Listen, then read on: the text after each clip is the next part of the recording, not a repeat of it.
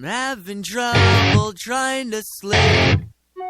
I'm counting sheep but running out. As time ticks by, still I try.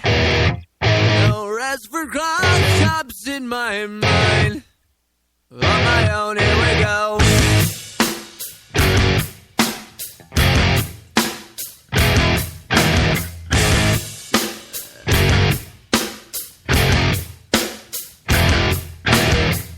My eyes feel like they're gonna bleed.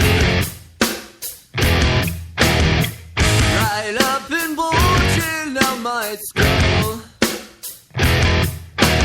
My mouth is dry. My face is numb. Fucked up and spun out in my room. On my own, here we go.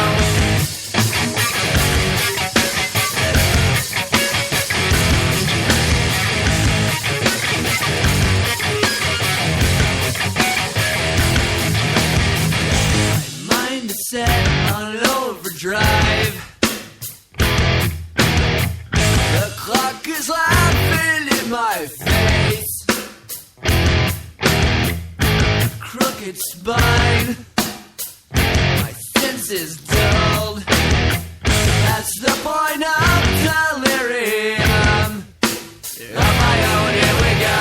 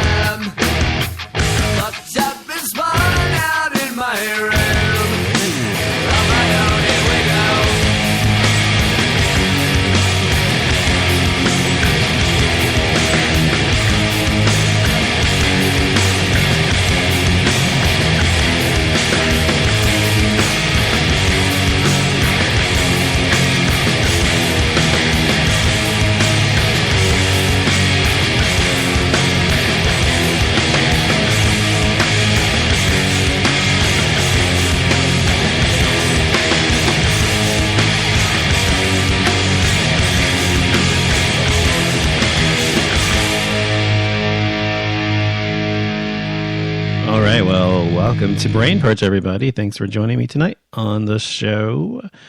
Coming at you from Dallas, Texas, as always. It is 11:30 p.m. here Central Time. So welcome. If you're listening live, if you're not listening live and you're listening to the archives, thank you for listening as well. I appreciate your dedication and your loyalty and your following me and you're listening to my show and caring about what the fuck I say. Thank you so much.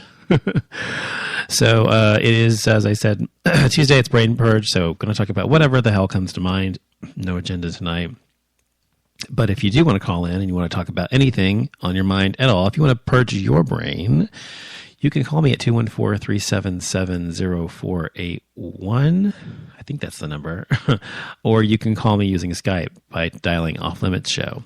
And I'll be happy to take your call and talk to you about whatever's on your mind, give you advice, whatever. So if you want to find out more about me, you can go to offlimitshow.com. You can go to Spreaker.com and search for Off Limits Show.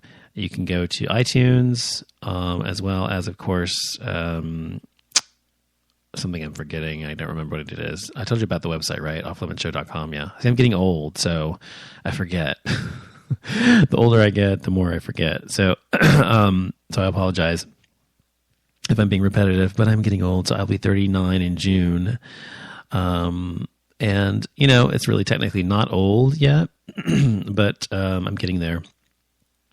So I'm getting prepared for that.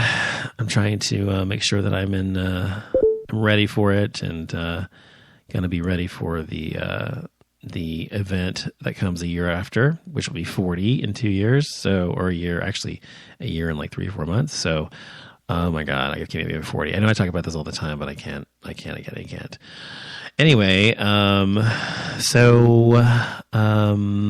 I talking about tonight? Tonight I'm talking about What? I really don't have an agenda tonight. That's what the show's all about. It's about what everyone's talking about. Oh, yeah.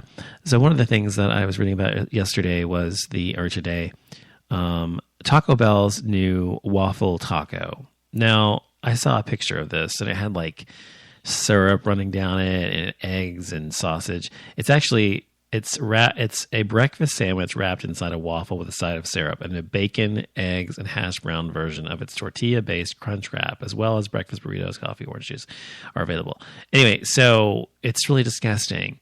I mean, I'm not somebody who eats perfectly, but I try to eat healthy most of the time. I mean, I don't always do it, and sometimes I don't because I'm human and I like bad food like ice cream and donuts and horrible stuff or cake, any cakey product especially I love, but I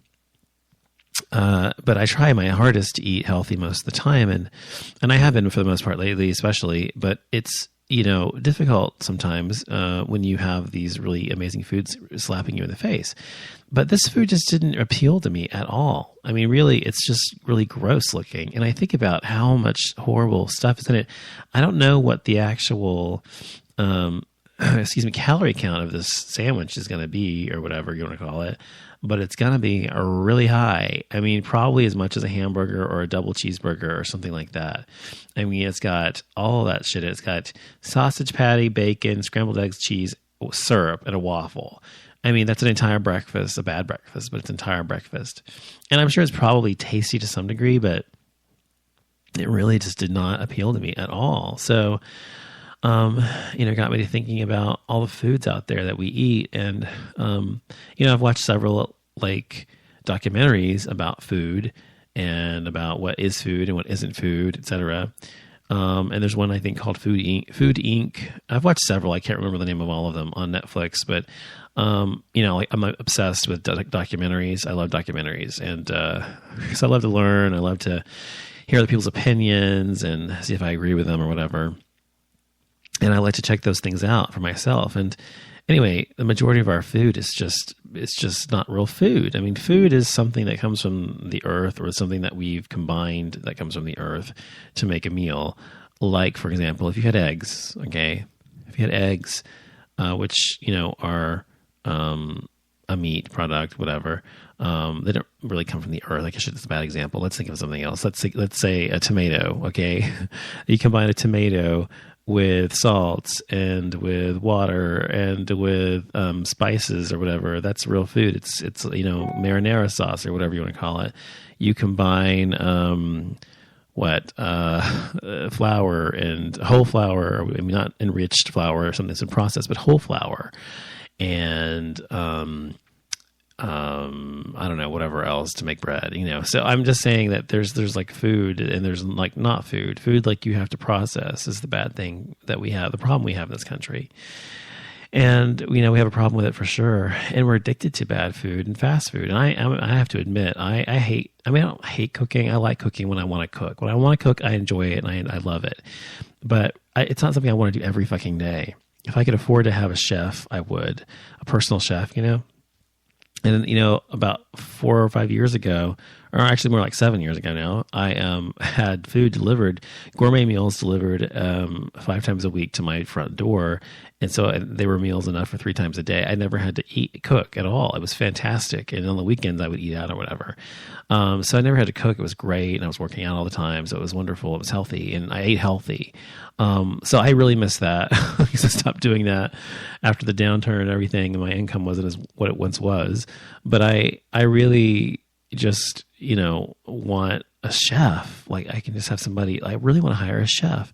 And of course I can't afford to hire a chef. I mean, somebody's going to cost $100,000 a year, obviously, to just cook for me. But I really want that because I really hate cooking for myself every day and having to think about what I'm going to eat and thinking if I'm going to eat right, I'm going to eat badly, if I'm going to eat healthy or not. And so it's so much easier when the food's just already prepared. It's already there. You don't have to think about it, and you don't have to worry about making it and being in the mood to make it. Because a lot of times I will wait until I'm ravenous and just starving to death before I reach for anything. And when I do that, I usually make bad decisions. I'll reach for this first thing like chips or something that's processed or something that's in a carton or a bag or whatever. So it's really bad. that I do that, but so I don't do that very much. But I feel guilty when I do because I try my hardest to eat whole foods like broccoli and whole like vegetables and whole grains and things like that, things that are not really, really bad for you. Of course, almost every food can be deemed to be bad for you by somebody or some study. I mean, it's everything these days that are going to kill you. Excuse me, by the way, I'm having sinus issues today. I had really bad sinus pressure. Oh my God, my head was so bad. Just like, I woke up with a sore throat because I had drainage. I know that's really attractive. But anyway, I woke up with a sore throat and my head I had a huge headache and I had tons of sinus pressure and I sounded all sniffly and like I sound right now. Just feeling kind of warm. So anyway, fortunately, I'm going to the doctor. I have a standing appointment with the doctor tomorrow. Anyway, just for my regular checkout, for like blood work and stuff like that, vitamin D, and because I have a vitamin D deficiency, and what else? And just my thyroid levels and things like that. So just regular blood work, cholesterol, whatever. And so I'll try to ask him to prescribe me something. I took some Sudafed, but that doesn't really help that much. I feel like really loopy. I probably sound it too, because I feel really loopy on Sudafed. Anyway, so that's that. What else do I want to talk about? I want to need a drink. Hold on. I'm drinking water, by the way. That felt good. I was thirsty. So, what else do I want to talk about tonight on the Brain Purge show? I usually like do this show, at least have some idea about what the fuck I want to talk about, but tonight I didn't. I'm just going to go to my Facebook and see what it says and talk about things on Facebook. God grant me the serenity to accept the things I cannot change, the courage to change the things I can, and the wisdom to know the difference. The Lord's Prayer. I am not a religious person, but I love that prayer. It's fantastic. Even if, excuse me, you're not religious like me, then I think it's a great saying, because I think it's important for all of us to accept the things we cannot change, and to have the courage to change the things that we can, and the wisdom to know the difference. I think that's very important in anybody's life, whether religious or not.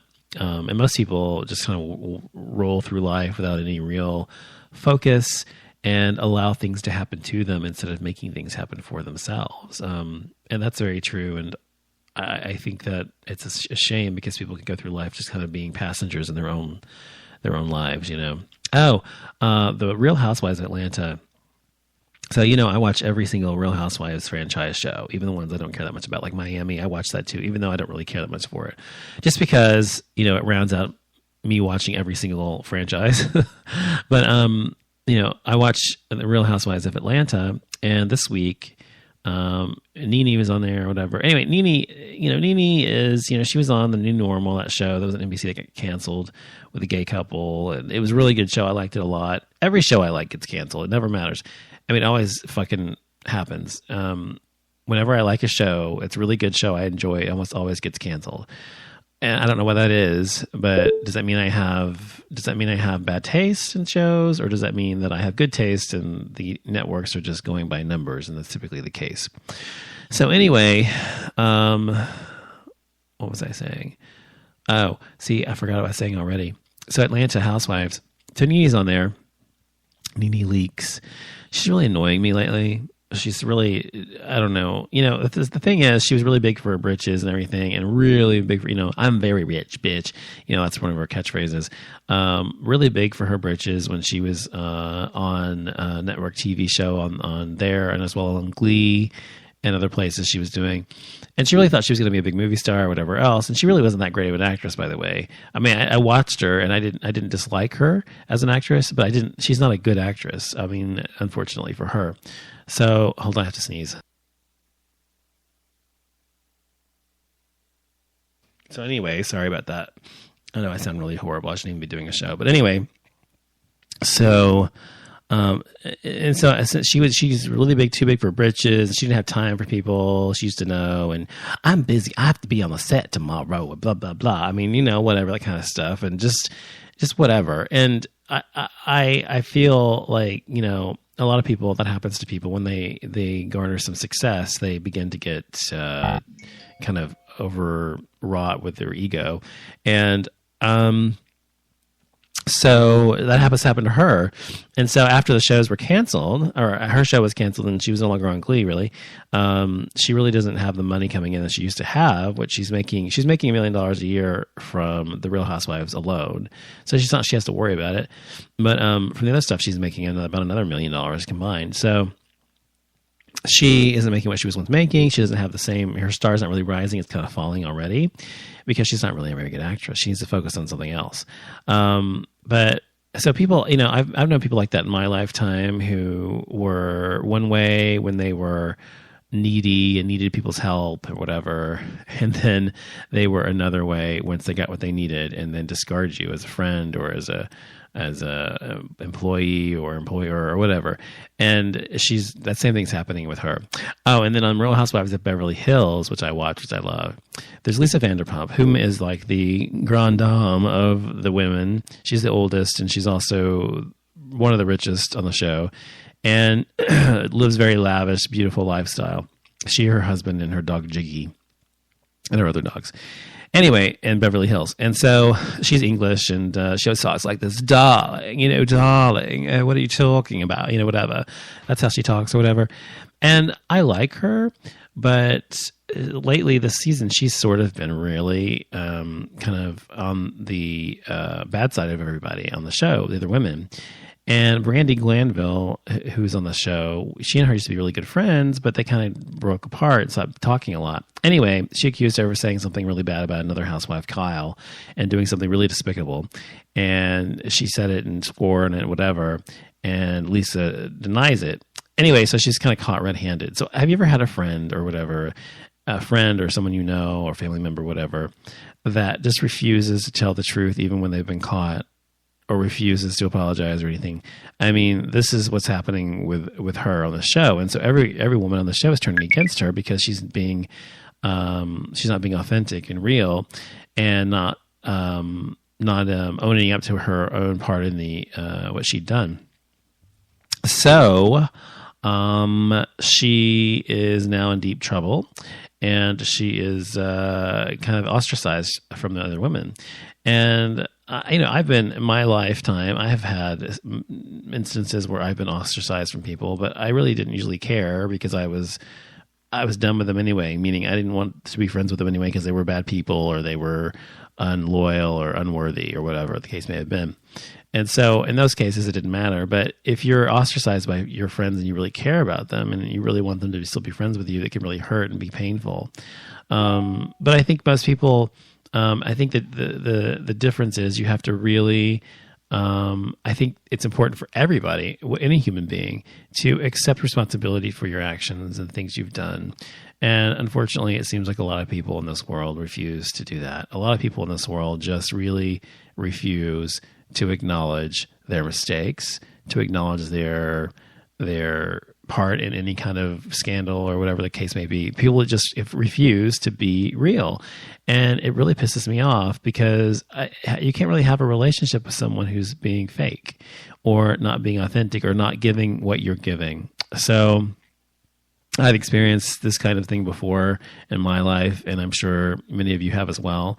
But I think it's important to remember that real friends and real family members and people in your life or whatever, husbands, wives, whatever, will be real with you even when it hurts and not just, stroke your ego. So anyway, really, this is a really horrible show tonight, so I'm going to end it because I really don't know why I even did it. I guess I just wanted to do it because it's Tuesday.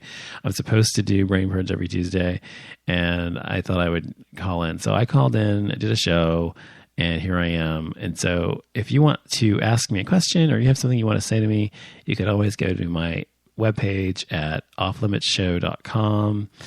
And you can post on there a question if you like. And don't forget, Coco Peru is coming on Sunday at 10 p.m. Central. I'm interviewing her for the show. And so if you have questions for her as well, you can also post them on the website or on Facebook for me or tweet me at Off Limits Show. And I'm happy to ask her questions for you. So thanks for listening. I'll be back later in the week. Good night.